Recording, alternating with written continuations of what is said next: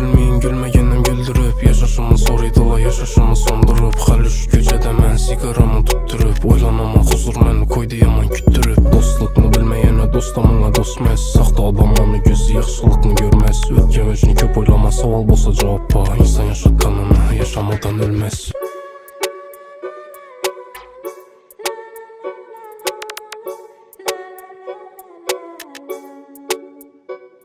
Sana gülüm demem, günüm rıksık olur, az olur. Gülgeningde buz yüreğim özgeredi, yaz olur. Kim dostunu sası yıkılganda dostu zar olur. Gülüp ötür gülleringni qarıganda an olur. Sile yurt sıla men, dertler izi bestemen. Bir kız bakalım men, şu kızı xestemen. Yaşlılıknıdım istedim, ilacı yok bilsemem. Arkaga kaytar edim, bir imkan verseler. Dertlerini görüp durup bilmegeni aladılar yine. Ağır geledi künglimni açmağanım. Köp kızlara vaxtım yok, meni doğru düşüninle. Men rap birmen, mikrofonum meni dostum olur. Berem bastım, asta kadamla. Meni daşa uzdaki kardeşlarıma salamla. Hakikatni yazmasam noğa gerek bu kalamla. Hafa bolsam indemin git adamman.